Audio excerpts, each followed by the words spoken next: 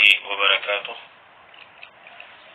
الحمد لله رب العالمين والعاقبة للمتقين والصلاة والسلام على نبينا محمد وعلى آله وصحبه أجمعين. أما بعد. عزیز طلبہ، علم المعانی کتاب دروس البلاغہ سے ہم پڑھ رہے ہیں. علم المعانی کا پہلا باب ہم نے خبر اور انشاء کے بارے میں پڑھا. دوسرا باب ذکر اور حذف کے بارے میں ہے، جس میں سے ہم نے تقریباً ایک صفحہ پڑھا.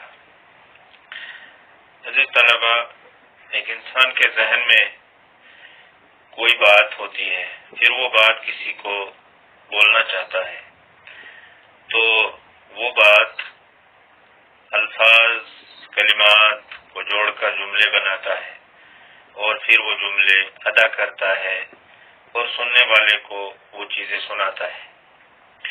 تو بولنے والا سمجھتا ہے کہ کن کلمات سے میرا ما فی الضمیر ادا ہو جائے گا، تو وہ کلمات وہ بول دیتا ہے، اور ان کلمات کو بولنا ہی اصل ہے. اور وہ بولنے والا سمجھتا ہے کہ کن کلمات کو بولنے کی ضرورت نہیں ہے، اس لیے کہ دوسرے کلمات ان کلمات کا معنی پورا کر دیتے ہیں، لہذا ان کلمات کو وہ نہیں بولتا ہے اور ان کو نہ بولنا ہی اصل ہے. یہی ہم نے پچھلے درس میں پڑھا.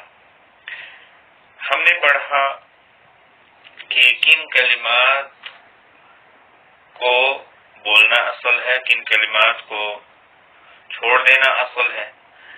اور کبھی کبھار ایسا ہوتا ہے کہ کچھ کلمات کو بولنا ہی ضرورت بن جاتا ہے، ان کو ضروری بولنا ہوتا ہے.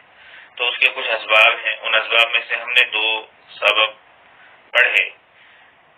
جیسا کہ ایک سبب بتایا گیا، زیادت التقریر والایضاح، بات میں تقریر اور وضاحت میں زیادتی پیدا کرنا. کلام میں تقریر یعنی کلام ثابت کرنا، اس کے ذہن میں بٹھانا، اور وضاحت کے اندر زیادتی پیدا کرنا.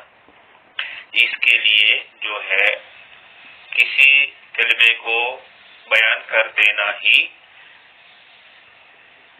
ضروری ہوتا ہے، اور یہ ضرورت جو ہے ایک سبب بن جاتی ہے کہ کوئی کلمہ ضرور بیان کر دیا جائے.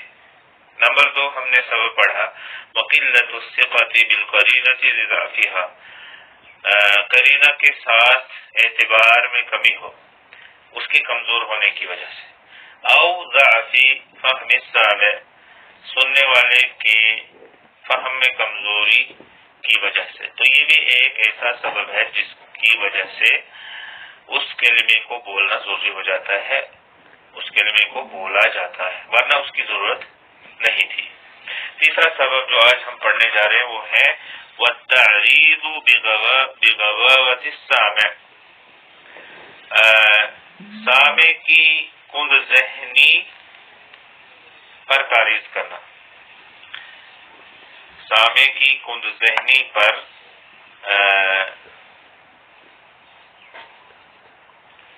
سامع کی کند ذہنی پر تعریض کرنے سے مراد ہے ای الاشارہ الی غباوۃ السامع، یعنی یہ اشارہ دینا کہ سامع سننے والا غبی ہے، یعنی کند ذہن ہے. یہ معنی تعریض کا ہے. لقصد، اور اس میں بھی ایک مقصد ہو، انہا وصفہ او لقصد اہانتہ، کہ سامع کے اندر جو کند ذہنی ہے یہی اس کی صفت ہے، یا مقصد یہ ہو کہ اس کو تذلیل کرنی ہو، اس کی تذلیل کرنی ہو، اس کی اہانت کرنا مقصود ہو. تو یہ بھی ایک داعی ہے کلمے کو ذکر کرنے کے لیے. کلام میں اس کلمے کی ورنہ کوئی ضرورت نہیں تھی، لیکن ایک سبب بن جاتا ہے، ایک سبب پیدا ہو جاتا ہے جس کی وجہ سے اس کلمے کو ذکر کیا جاتا ہے. تو اس میں سے یہ بھی ہے کہ سامع کی غباوت، سامع کی کند ذہنی اور کم فہمی کی طرف اشارہ کیا جائے. اب اس کی طرف اشارہ کرنے میں مقصد کیا ہے؟ یا تو یہ بتانا مقصد ہے کہ اس سامع کے اندر یہی صفت ہے، یہ اس کی دوسری صفت ہے کہ یہ کن ذہن ہے، یا یہ مقصد ہو کہ اس کی تذلیل کرنا مراد ہو، اس کی تذلیل کی جائے، جیسے عمر قال کذا، عمر نے ایسا کہا، فی جواب ماذا قال عمر، اس سوال کے جواب میں جو اس طرح سے کیا جائے کہ عمر نے کیا کہا، پھر اس کے جواب میں یہ کہا جائے کہ عمر نے اس طرح سے کہا۔ نمبر 4 والتسجيل على السامع حتى لا يتأتى له الإنكار، سامع پر کوئی چیز جو ہے رجسٹر کرنا، سامع پر کوئی چیز لکھ دینا، ای کتابۃ الحکم وتقریرہ علیہ بین یدی الحاکم، سامع پر کوئی چیز رجسٹر کر دینا، مقرر کر دینا اس پر حاکم کے سامنے،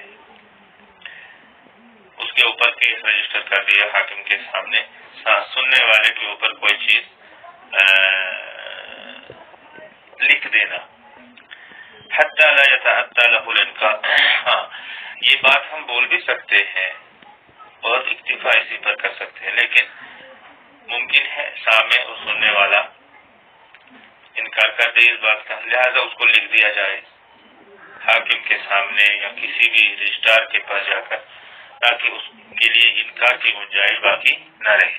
تو یہ بھی ایک سبب ہے کہ اس کلام کو اس انداز کے ساتھ لایا جائے۔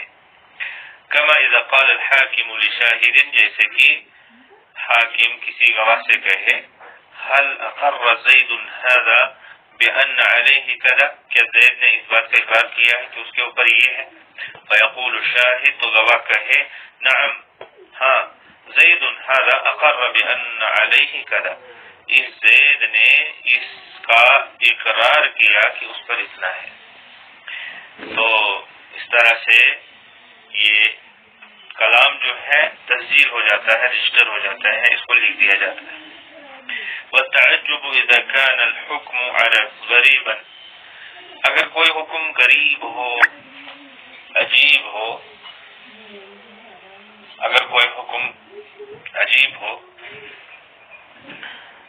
غریب ہو، اس پر تعجب کرنا، کوئی حکم اگر غریب ہو یعنی اجنبی ہو، پہلے نہ سنا ہو، تو اس پر تعجب کرنا، جیسے علی یقاوم الاسد، علی شیر کے ساتھ مقابلہ کرتا ہے، تقول ذلك مع سبق ذکرہ، یہ آپ اس وقت کہیں گے جب اس کا ذکر پہلے آیا ہو، اس کا ذکر جب پہلے آیا ہو تب آپ ایسا کہیں گے۔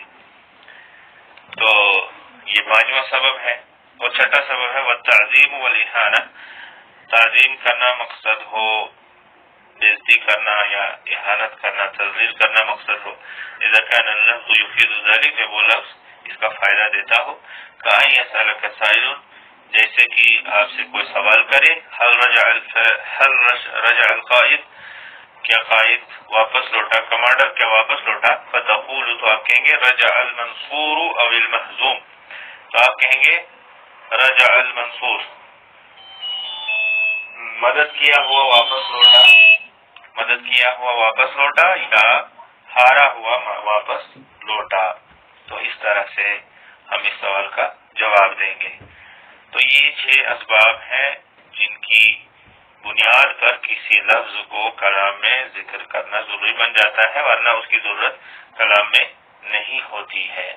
یہیں پر رکتے ہیں، باقی جو بھی چیزیں ہیں ان کو ہم آئندہ دروس میں پڑھتے رہیں گے۔ اللہ تعالیٰ ہمیں محنت کرنے کی توفیق عطا فرمائے۔ اور ساتھ میں یہ بھی بتا دوں کہ جہاں سمجھ میں نہ آئے یا کوئی سوال ہو، اشکال ہو، اس کو آپ پوچھ سکتے ہیں آڈیو کے ذریعے سے ان باکس میں، یا آپ ان باکس میں لکھ کر پوچھ سکتے ہیں۔ والسلام علیکم ورحمۃ اللہ وبرکاتہ۔ وعلیکم السلام ورحمۃ اللہ۔